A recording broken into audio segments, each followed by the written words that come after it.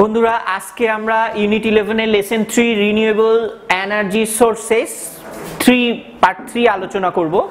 তো ক্লাস শুরু করে দেই। আর এই প্যাসেজের সাথে যেগুলো সংশ্লিষ্ট ওয়ার্ড রয়েছে আমি প্যাসেজ পড়াতে পড়াতেই ওগুলো বলে দিব। আচ্ছা, যেমন বলছে কান্ট্রিজ অফ দ্য ওয়ার্ল্ড, বলছে পৃথিবীর দেশগুলো কি করছে, রিলাই হ্যাভিলি। রিলাই মানে কি? রিলাই মানে হচ্ছে নির্ভর করা। রিলাই মানে হচ্ছে নির্ভর করা। এটার উচ্চারণ রিলি না, এটার উচ্চারণ হচ্ছে rely. Countries of the world rely heavily on petroleum, coal and natural gas.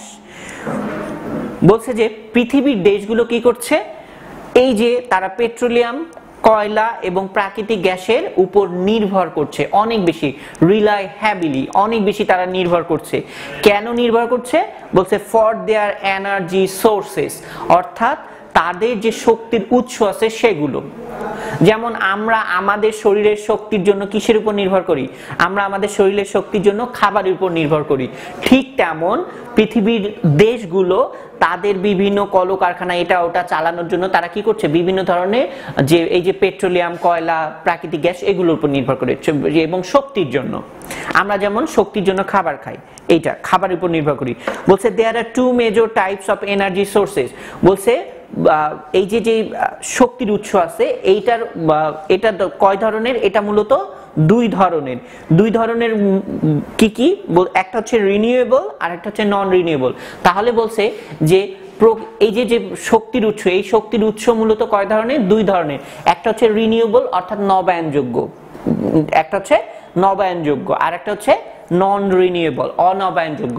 এই যে নবায়নযোগ্য এবং অনবায়নযোগ্য সম্পর্কে, নবায়নযোগ্য শক্তি এবং অনবায়নযোগ্য শক্তি সম্পর্কে যদি তোমরা ধারণা পেতে চাও, আমি এই ইউনিটটি যেদিন প্রথম আলোচনা করেছিলাম, অর্থাৎ রিনিউয়েবল এনার্জির যে প্রথম ভিডিওটি রয়েছে, প্রথম ভিডিওটি দেখবে। ওখানে আমি খুব সুন্দরভাবে নবায়নযোগ্য শক্তি এবং অনবায়নযোগ্য শক্তির ধারণা দেওয়ার চেষ্টা করেছি। ওই ভিডিওটি দেখলেই তোমরা আইডিয়া পেয়ে যাবে নবায়নযোগ্য এবং অনবায়নযোগ্য শক্তির উৎস সম্পর্কে। তাহলে বলছে যে শক্তির উৎস প্রধানত দুই ধরনের, একটা হচ্ছে নবায়নযোগ্য আর একটা হচ্ছে অনবায়নযোগ্য। এরপর দেখো বলছে হাইড্রোকার্বন অর ফসিল ফুয়েলস আর non renewable sources of energy. তাহলে বলছে এই যে জীবাশ্ম জ্বালানি আছে, এই জীবাশ্ম জ্বালানি অর্থাৎ ফসিল ফুয়েল, ফসিল মানে হচ্ছে জীবাশ্ম আর ফুয়েল মানে জ্বালানি, যেটাকে আমরা হাইড্রোকার্বনও বলতে পারি। বলছে এই যে ফসিল ফুয়েল বা জীবাশ্ম জ্বালানি এগুলো হচ্ছে নন রিনিউয়েবল বা অনবায়নযোগ্য এনার্জির উৎস। বলছে রিলায়েন্স অন দেম, বলছে এই যে মানুষ যে অনবায়নযোগ্য শক্তির উপর যে মানুষ নির্ভর করছে, যে মানুষের নির্ভরশীলতা, এটা কি করছে, পোজেস রিয়াল বিগ প্রবলেমস। এগুলো মানুষকে অনেক বাস্তবিক অর্থে অনেক বড় সমস্যার সম্মুখীন করছে, পোজ করছে, অর্থাৎ কোনো বা দাঁড় করাচ্ছে। তাহলে এই যে মানুষ যে অনবায়নযোগ্য শক্তির উপর যে অনেক বেশি নির্ভরশীল হয়ে পড়ছে, এই মানুষের এই নির্ভরশীলতা কি করছে, মানুষকে অনেক সমস্যার দিকে ঠেলে দিচ্ছে। ফার্স্ট, প্রথমত fossil fuels such as oil, coal, gas, ETC. বলছে যে প্রথমত যে তেল, কয়লা এবং গ্যাসের মতো যে জীবাশ্ম জ্বালানিগুলো আছে এগুলো কি, আর ফাইনাইট এনার্জি সোর্সেস, এগুলো হচ্ছে সসীম শক্তির উৎস। তার মানে কি, এগুলো একসময় ফাইনাইট মানে হচ্ছে সসীম। বলছে এগুলো একসময় কি হয়ে যাবে, শেষ হয়ে যাবে। তাহলে তেল, কয়লা, গ্যাস এগুলো হচ্ছে সসীম শক্তির উৎস যেগুলো একসময় শেষ হয়ে যাবে। And the world eventually will run out of them, এবং একসময় কি হবে, এগুলো পৃথিবীতে ঘাটতি দেখা দেবে। রান আউট অফ, আমরা এই শব্দটা রান আউট, এই শব্দটার সাথে আমরা পরিচিত অনেক। এটা একটা ফ্রেজ আর কি, খেয়াল রাখবে। রান আউট এর সাথে কিন্তু অফ হবে, ঠিক আছে, অফটা বাদ যাবে না। এর মানে হচ্ছে কোনো কিছুর অভাব হওয়া বা কোনো কিছু ফুরিয়ে যাওয়া। তাহলে কি হবে, এক সময় পৃথিবীতে এগুলো ধীরে ধীরে এগুলোর ফুরিয়ে যাবে পৃথিবীতে।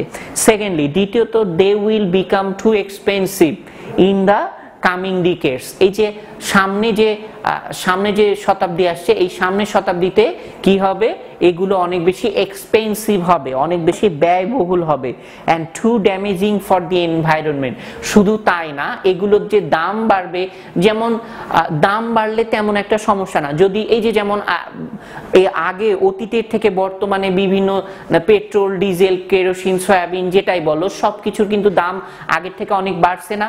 বাড়ছে, কিন্তু আমরা তারপরেও এগুলোর কি সংকট হয়েছে? এগুলো কিন্তু আমরা দিব্যি টাকা খরচ করে আমরা আমাদের চাহিদা মতো কিন্তু ব্যবহার করছি। তো দাম বাড়লে কোনো সমস্যা নেই, আমাদের পণ্যের দাম বাড়বে, আমাদের আয়ও বাড়বে, তাহলে সেই দাম বাড়লে কিন্তু সমস্যা নেই। কিন্তু কথা হচ্ছে যে দাম বাড়ার সাথে সাথে এইটা কি করবে, এইটার আর একটা ক্ষতিকর প্রভাব কি, আর একটা ক্ষতিকর প্রভাব হচ্ছে এটা প্রকৃতির জন্য ক্ষতিকর, ড্যামেজিং। যেমন আমরা সবাই জানি কয়লা যখন আমরা পোড়াই বায়ুতে কিন্তু, বা আমরা যখন কাঠ পোড়াই বায়ুতে কিন্তু, এই কাঠ পোড়ানোর ফলে কি হয়, বায়ুতে প্রচুর পরিমাণে কার্বন নিঃসরণ হয়। এই কার্বন নিঃসরণ হওয়ার ফলে কি হয়, কার্বন নিঃসরণ হওয়ার ফলে পৃথিবীর তাপমাত্রা কিন্তু বেড়ে যায়। এই পৃথিবীর তাপমাত্রা বেড়ে গেলে কি হয়, আমরা ওজোন লেয়ার নামে একটা লেয়ারের নাম শুনেছি যেটা বায়ুমণ্ডলে আছে, এই ওজোন লেয়ার ছিদ্র হয়ে যায়। ওজোন লেয়ার ছিদ্র হলে কি হয়, পৃথিবী সূর্যের যে, আমরা জানি সূর্যের রশ্মি মূলত থিক ওয়েভ, মোটা রশ্মি, তো এই মোটা রশ্মি সরাসরি পৃথিবীতে চলে আসে, বায়ুমণ্ডল অনেক উত্তপ্ত হয়ে, পৃথিবী অনেক ভূপৃষ্ঠ অনেক উত্তপ্ত হয়ে যায়। এর ফলে কি হয়, সাগর মহাসাগরে যে বড় বড় আইসবার্গ গুলো আছে বা আইস ক্যাপ আছে, এগুলো কমে পানির উচ্চতা বেড়ে যায়, পানির উচ্চতা বেড়ে গিয়ে বন্যা হয়। তাহলে দেখো এই যে পৃথিবীতে এই যে কয়লা থেকে, যে কয়লা, গাড়ির কালো ধোঁয়া বা বিভিন্ন ধোঁয়া থেকে যে বিভিন্ন যে ক্ষতিকর পদার্থগুলো নিঃসরণ হচ্ছে, এগুলো কি করছে, পৃথিবীর কিন্তু ক্ষতি করছে। তাহলে এখানে ওইটাই বলছে যে দাম যে শুধু বাড়বে, শুধু এইটাই না, এইটাই সমস্যা না, আর একটা সমস্যা কি, এটা পৃথিবীর জন্য অনেক বেশি ক্ষতিকর প্রভাব বিস্তার করবে। থার্ডলি, তৃতীয়ত, ফসিল ফুয়েল, জীবাশ্ম জ্বালানি have direct polluting impact on earth environment. বলছে যে তৃতীয়ত কি, তৃতীয়ত হচ্ছে এই যে জীবাশ্ম জ্বালানি যেগুলো আছে, এগুলো কি, এগুলোর সরাসরি অন আর্থ এনভায়রনমেন্ট, বলছে পৃথিবীর পরিবেশের উপর সরাসরি একটা নেগেটিভ বা ক্ষতিকর প্রভাব আছে। তার মানে ইনডিরেক্ট ক্ষতি করবে না, একদম ক্ষতি করলে সরাসরি ক্ষতি করবে। কজিং গ্লোবাল ওয়ার্মিং, এবং এই ক্ষতিকর প্রভাবটা কি, এই ক্ষতিকর প্রভাব হচ্ছে এই যে একটু আগে আমি যেটা বললাম যে তাপমাত্রা বেড়ে যাবে, বলছে কজিং গ্লোবাল ওয়ার্মিং, যে বৈশ্বিক যে তাপমাত্রা বা উষ্ণতা সেটা বৃদ্ধি পাবে। ইন কন্ট্রাস্ট, অপরপক্ষে, renewable energy sources such as wind, solar energy are constantly and naturally replenished and never run out. অপরপক্ষে এই যে নবায়নযোগ্য শক্তি, এগুলো কি হয় না, এই যে এই নবায়নযোগ্য শক্তি, যেমন এখানে কি দুটি উদাহরণ দিয়েছে, বাতাস এবং সৌরশক্তি, এগুলো কি হয়, constantly and naturally replenished and never run out. এগুলো তৎক্ষণাৎ বা ধীরে ধীরে প্রাকৃতিকভাবে এগুলো কি হয়, এগুলো উৎপন্ন হয়। রিপ্লেনিশ করা মানে হচ্ছে ফাঁকা জায়গা পূরণ করা, বা অটোমেটিকলি কোনো কিছু কি করা, অটোমেটিকলি কোনো কিছু আবার উৎপন্ন হওয়া। বলছে and never run out, এবং এটা কখনো শেষ হয়ে যায় না। Most renewable energy comes either directly or indirectly from the sun. বলছে যে অধিকাংশ যে নবায়নযোগ্য শক্তি রয়েছে, এগুলো কি হয়, বলছে সূর্য থেকে প্রত্যক্ষ অথবা পরোক্ষভাবে যে কোনো একভাবে আসে। Sunlight or solar energy can be used for heating and lighting homes. বলছে যে সূর্যের আলো অথবা সোলার এনার্জি বা সৌরশক্তি কি হতে পারে, ক্যান বি ইউজড, ব্যবহৃত হতে পারে, for heating and lighting home, বলছে আমাদের বাড়িকে উষ্ণ রাখার জন্য অথবা আলোকিত করার জন্য। এখানে তুমি এখন চিন্তা করতেছো সোলার এনার্জি দিয়ে বাড়ি উষ্ণ, একটা জিনিস দেখবা, বিশেষ করে যেগুলো শীত প্রধান দেশ, ওই শীত প্রধান দেশগুলোতে আমরা বিভিন্ন ইংলিশ মুভিতে দেখি, বা ঘরে দেয়ালে ছোট্ট একটা কোটর থাকে, ওখানে দেখবা যে কিছু কাঠ দিয়ে জ্বালায় দেওয়া হয় ঘর, শীতের সময় ঘর গরম রাখার জন্য। ঠিক তেমন এখানে ওইটাই বলছে যে শীতের সময়, বা আমরাই বাংলাদেশে একটা জিনিস খেয়াল করবা, আমরা কিন্তু রুম হিটার ইউজ করি, করি, রুম হিটার ইউজ করি না শীতে রুম গরম রাখার জন্য? হ্যাঁ। তো এখানে ওইটাই বলছে যে আমরা কি করতে পারি, আমরা হচ্ছে আমাদের বাড়িকে উষ্ণ রাখার জন্য আমরা এরকম সোলার এনার্জি ইউজ করতে পারি। আর কি করতে পারি? For generating electricity, solar energy আমরা আর কি ক্ষেত্রে ব্যবহার করতে পারি? বলছে ফর জেনারেটিং ইলেকট্রিসিটি, বিদ্যুৎ উৎপাদনের জন্য ব্যবহার করতে পারি। আর কি ক্ষেত্রে ব্যবহার করা যায়? And for other commercial and industrial uses, এবং আর কি করতে পারি? অন্যান্য বাণিজ্যিক ক্ষেত্রেও আমরা, বাণিজ্যিক এবং শিল্প কলকারখানা ইত্যাদি ক্ষেত্রে আমরা ব্যবহার করতে পারি। এরপরে বলছে the sun's heat drives the wind, বলছে সূর্যের তাপ কি করে? সূর্যের তাপ কি করে? সূর্যের তাপ হচ্ছে বায়ুকে তাড়িত করে। বায়ুকে তাড়িত করার ফলে কি হয়? and this wind energy, এবং এই বায়ু শক্তি can be captured with wind turbines to produce electricity। তাহলে আমরা জানি সূর্যের তাপ, মনে করো কোনো একটা জায়গায় বায়ু আছে, ওখানে যদি সূর্যের তাপ বা সূর্যের আলো পড়ে, এই সূর্যের আলোর ফলে, সূর্যের আলো বা সূর্যের এই তাপের ফলে বায়ুটা কি হয়ে যায়? হালকা হয়ে বায়ুটা ভেসে যায়, চারদিকে ছড়িয়ে পড়ে। তখন এই যে বায়ুটা যে হচ্ছে সূর্যের তাপে যে বায়ুটা ছড়িয়ে গেল, গতিশীল একটা বায়ুতে পরিণত হলো, এই বায়ুর শক্তিটাকে টারবাইন, বলছে উইন্ড টারবাইনের মাধ্যমে ক্যাপচার করে কি করা যেতে পারে? বিদ্যুৎ উৎপাদন করা যেতে পারে। যেমন এখন আমরা অনেক দেশেই দেখি, অনেক মুভির মধ্যেও আমরা এই দৃশ্যটা দেখি যে বড় ফাঁকা মাঠ, তো ওখানে বড় বড় হচ্ছে ফাঁকা মাঠে টারবাইন বা পাখা ঘোরে। এইগুলোর কাজ হচ্ছে যে বায়ু শক্তিকে কাজে লাগিয়ে বিদ্যুৎ উৎপাদন করা। বলছে then the wind and the sun heat cause water to evaporate. Evaporate কথার অর্থ হচ্ছে বাষ্পায়িত করা। ইভাপোরেট, দেখো ইভা একটা মেয়ের নাম, রেট মানে হচ্ছে হার, মাঝে হচ্ছে পো, ইভাপোরেট, ঠিক আছে? তো এইভাবে করে স্পেলিং করতে হয় ভেঙে, তাহলে বানান ভুল যাবে না।